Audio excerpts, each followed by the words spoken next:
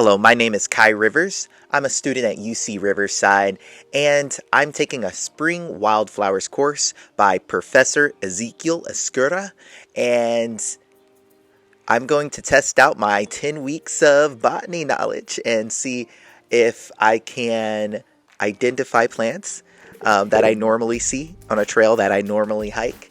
I'm filming this with my iPhone 6, and we're just gonna go out there and see what we can do. Before I set out on my journey, I actually wanted to speak to my professor, so I visited him in his office at the Botany and Plant Science Department at UC Riverside. I wanted to ask about the unique area we're in right now of Southern California, where UC Riverside is located, and what makes this area so interesting. My name is Exequiel Ezcurra. I'm a botanist and plant ecologist. I've done most of my career in the University of Mexico, and in the last 15 years I came to California. I work in the University of California. My area of research and expertise is basically the dryland ecosystem, the desert ecosystems of the American Southwest and of Mexico's Northwest. The Sonoran Desert, Baja California, the Californias in general, those are the areas where I have done most of my research. I also have another line of research in coastal vegetation and mangroves. I have a fascination for mangrove forests. I work a lot in the design of protected areas and lobbying governments to preserve wild ecosystems and in general to protect biodiversity and the environment. There is a really interesting thing about this part of Southern California. As you know, here it rains in winter. We get winter moisture coming. This made so much sense what the professor was saying, because I actually visited the Box Springs Reserve last year during the winter storms, and it was cold and rainy. As you see here, I'm nearly blown down. The wind was so strong. Summer is very hot and very dry, and so in winter moisture accumulates in the ground, but it's too cold for plants to grow and flower, and the days are very short. The summer is just too dry for plants to grow and flower. And it could be a little bit too hot too. So there's this narrow window of opportunity between late February and late May, where a lot of plants grow, germinate, grow, and flower, which are the wildflowers of California. They're famous all over the world, as a matter of fact. We get these flower blooms or super blooms that are very typical of Southern California, where the mountains get covered in the California poppy and many other, the lupins and many other plants that grow seasonally here. That makes this region very, very distinctive. The spring blooms of massive blooms of flowers. It's a beautiful ecosystem to learn and to study. After speaking to the professor, the first thing that I decided to do is to check out UCR's Herbarium and speak to the curator there to see what I could expect at Box Springs Reserve. Hello, my name is Andrew Sanders, and I'm the curator of the Herbarium at UC Riverside. An herbarium is a museum collection of plant specimens that we use for identification and related topics. I'm planning to go up to Box Springs Reserve and try to identify as many plants as I can using my 10 weeks knowledge from my class. What can I expect? I'm starting by going into the Two Trees Trail entrance. What can I expect to find here? Two Trees Canyon is one of the most botanically diverse canyons in that range because it has a permanent stream flowing in it. When he said that, it rung so many bells, and I remembered back in March of 2023 when we had that heavy rain here in Southern California, I was able to locate the springs. It's Oh shit! Hasina Springs, 1977. And I have to come over here. There you go. Yeah. Oh wow. So besides the more common dry hillside plants, of which there are a great many, including annual and perennial wildflowers, there's a significant number of large woody plants like trees, sycamore trees, for example, are native in that canyon, and they're quite large. In terms of the smaller things that you might be looking for, the showy wildflowers and stuff, and such, some of the more prominent ones are 4 o'clocks, which are common in the lower canyon, although they have the peculiarity that the flowers are closed during the height of the day. So to see them blooming, you have to either go first thing in the morning or late in the afternoon. The 2 white-flowered species, the Jimson weed, Datura wrightii, a perennial with what I think are the largest flowers of any native plant in California. Very conspicuous and showy. And also there's a large amount of a morning glory called Calistegia, and they're pretty common, and I know that I was up there yesterday and they were blooming like crazy yesterday. So those are some of the more prominent ones. As soon as you walk into the canyon, you're going to see those. And with that information from our good friend Andy, I walked up the Two Trees Trail. I actually missed the sycamore trees because I went up to the trail right going on top of the hillside. Takes me right up, and I was met with these beautiful golden hillside flowers. Immediately identified them as Asteraceae. With a little bit of help, I found that they were native to California, and they were known as the brittle bush. Asteraceae is unique because all of those little things there you see, it's actually not one flower, but a composite of many flowers. I kept walking, and as soon as I turned the corner, I was met with what were these baby plants, but with some help, I actually identified them as the family Polygonaceae. Actually, what we're seeing is young buds of buckwheat, native to California. The California buckwheat, I learned, is actually the biggest source of honey in California because it attracts so many bees as pollinators. Here you go, the mature California buckwheat, white, beautiful. Definitely going to talk to one of the TAs in class about this one. Mariano may know a little bit about this. My name is Mariano Resendiz. I'm a graduate student here at the Department of Botany Plant Sciences at UCR, and I focus on pomegranate genetics. I was an undergrad here. I left to go work for several breeding companies, and then I started to teach. First high school, then college, and I also got a job at the U.S. Department of Agriculture. I loved it. I decided that I wanted to come back, learn more, so I could be more powerful and contribute to science, and that's why I'm back. That's why I'm here. These 2 pictures. Yes, so I have 2 pictures because they were near each other, and I was like, are they the same? And I was like, oh, they are. Yeah, so this one I like a lot. It's a California native. It's one of the few 3-parted plants that is not a monocot. Something special about this is that it has pink pollen.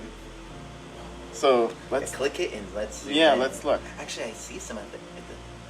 Oh, would you look at that? What? See, look at all of that. That's why that plant was so beautiful. It just captured me. There was a field of it out there. Mm-hmm. Fields. These are great plants. Pollinators love this plant. When it dies or when it goes dormant, these beautiful blooms turn a rust color, and the seeds just fall off with wind or any type of movement.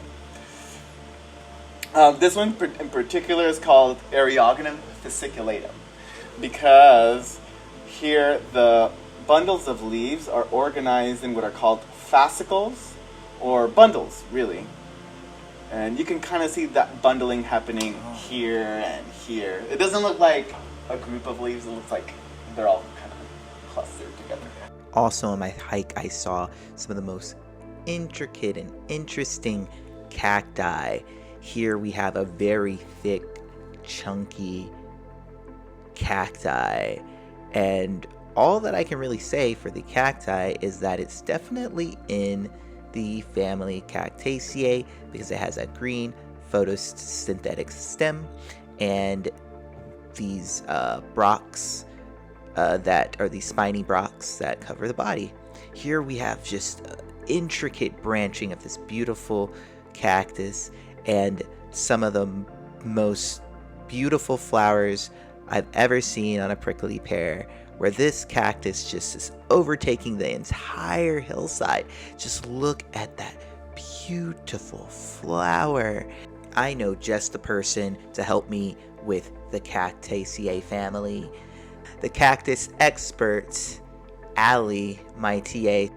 I am Allie Richards. I am a desert ecologist in the lab of Dr. Exequiel Ezcurra, and I am a teaching assistant for Spring Wildflowers, which is a science breadth course where we teach botany to typically non-biology majors. So my experience in botany goes back to my undergraduate academic career. So I was actually a biology major with an emphasis in botany. So I've taken so many plant courses down to plant anatomy, plant physiology, plant genetics, what have you.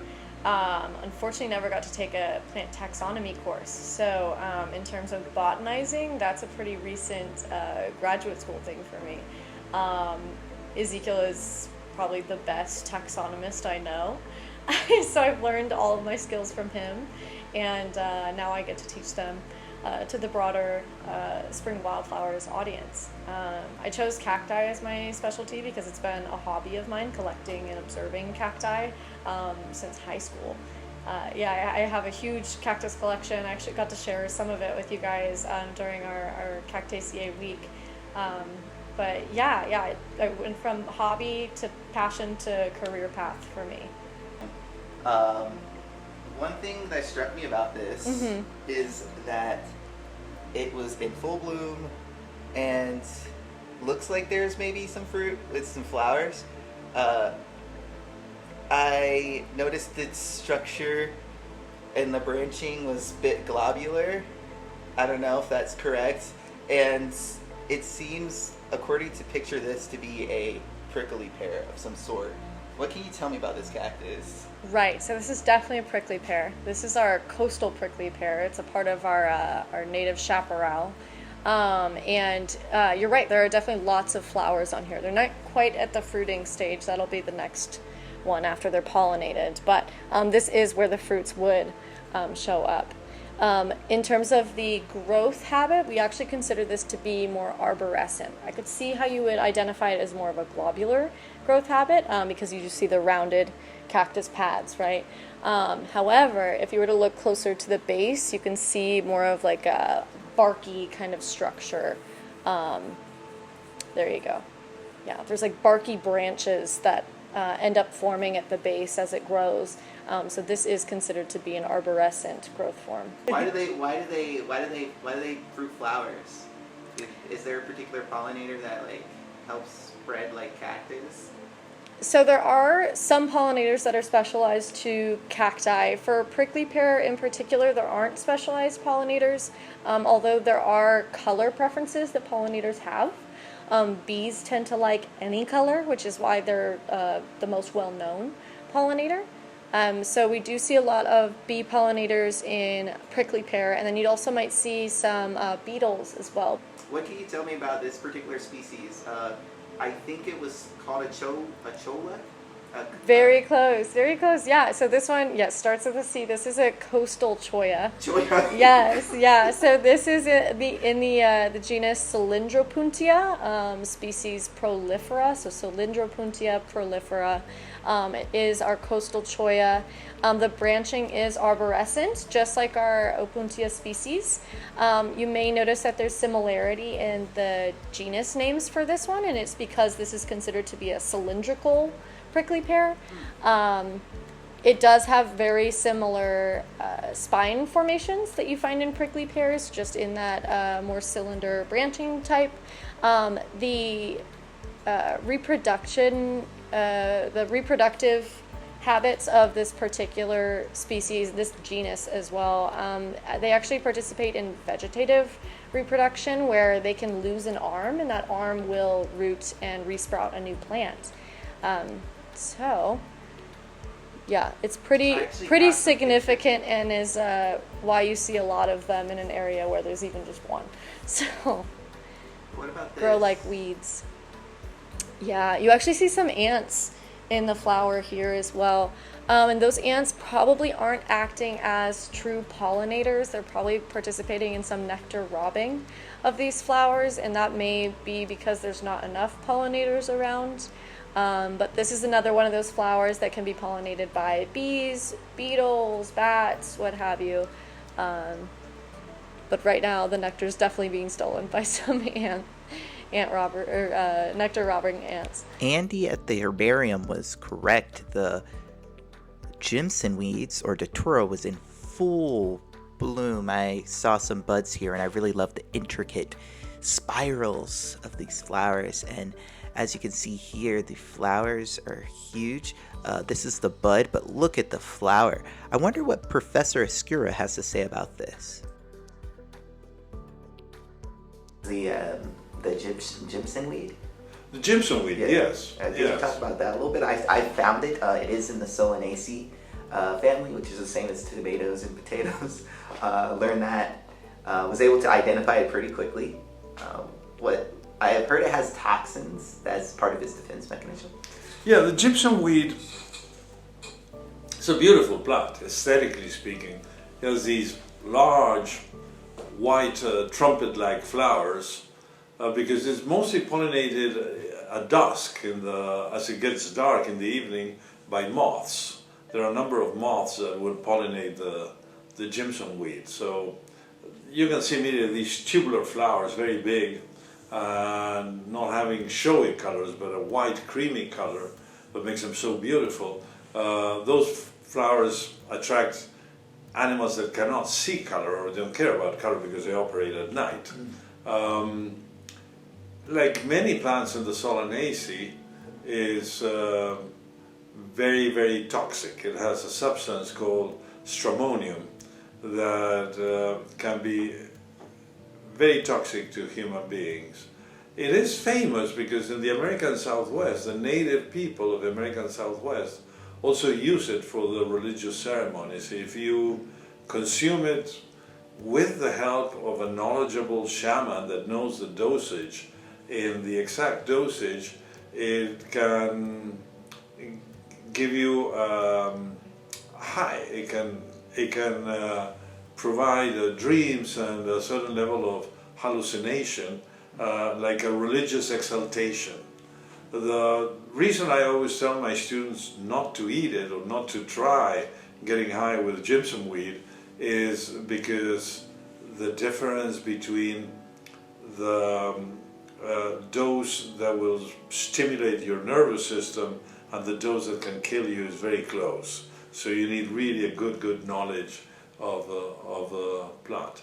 The reason why it's so toxic, as a matter of fact, as you might have seen it, is because they grow with these beautiful white flowers and nice soft leaves in spring, and of course it's a major attractant for herbivores. So they're basically warning the animals by showing these big flowers, and they smell. If you smell it, the smell is unpleasant, right? Yeah. The plant is beautiful, but the smell is unpleasant. It's telling any animal that approaches, hey, I'm beautiful, but I'm going to kill you. So it's a really interesting plant, as a matter of fact. It's a beautiful element of our native flora. I found this plant, which I thought was prickly lettuce, but Andy at the herbarium proved me wrong. What you showed me was a young individual of Sahara mustard, which is Brassica tournefortii.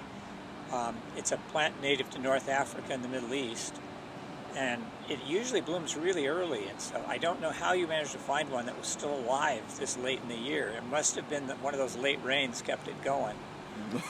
It's a common plant up there. It's an invasive, though. It was first, I think I made the first collection of it in the Box Springs in about 1980.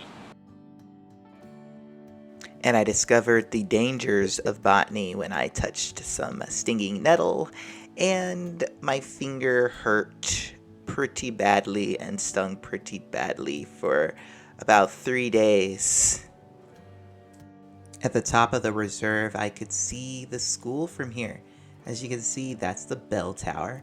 I'm gonna fit it right in between my fingers. The bell tower right there. And finally, some donkeys grazing as the sun set. I love coming out here and seeing the donkeys. So cute.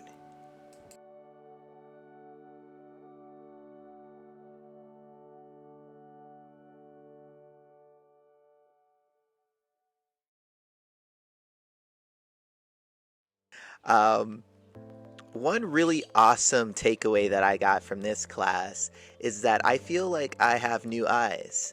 I love to hike, I love being out in nature, and yeah, I usually, notice plants and I think they're pretty, but I had no idea of how intricate the plant morphology is, how the understanding of plant taxonomy adds or enriches your experience being out in nature. So did I do well on my little, field experiment? I don't know. I think that I've done well enough to be called an amateur botanist.